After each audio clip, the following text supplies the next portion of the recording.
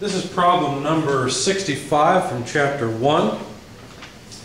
I'll read it. A man goes to a traditional market to buy a steak for dinner. He finds a 12-ounce steak, where 1 pound is 16 ounces, for $3.15. He then goes to the adjacent international market and finds a 320-gram steak of identical quality for $2.80. Which steak is the better buy? Well, let's see. What are we given? The market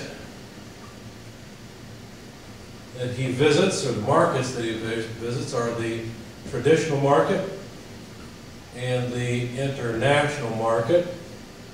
The size of the steak at the traditional market is 12 ounces, and the size of the steak in the international market is 320 grams. These are both masses.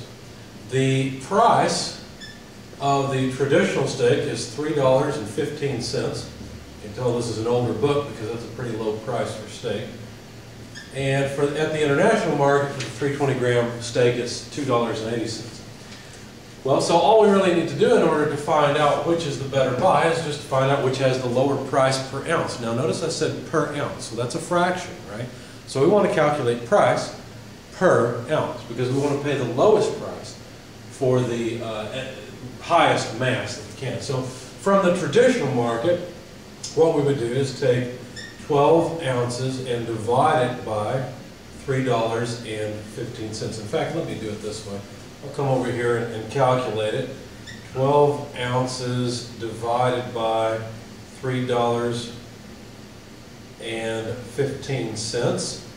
Okay, so with this ratio, instead of dollars per ounce and trying to minimize dollars per ounces, I would try to maximize ounces per dollar. Okay, you can look at this either way you want. It doesn't matter. Just understand what you're trying to do. Now, there's 1 pound mass per 16 ounces that was given. And let's just go ahead and go to grams to make our lives easy. There are 1,000 grams for every 2.205 pound mass. And so pound mass goes away, and this comes out to about 108 grams per dollar. Now, I purposely went to metric units because a lot of my students do not like metric. They're used to the English system. They think it's good. They mainly think it's good because they're used to it and they like it. It's easy. But as an engineer, as an applied engineer, you have to know and understand how to use both systems. You need to be well versed in both English and metric units. And so if you're ever given a problem that's ambiguous in terms of what units to use, then use either one you like. But if you're given a problem in English units, only use English units. Give an answer in English units. Don't convert to metric to do all your calculations and then convert back. That doesn't make any sense. Unless there's a table or something that's only metric, it's the only place you can find the data you need to solve a problem. But in this class, only use metric units if you're given metric units, and only use English units if you're given English units. Try to give you a good mix of both because you need to know what you're doing in both systems.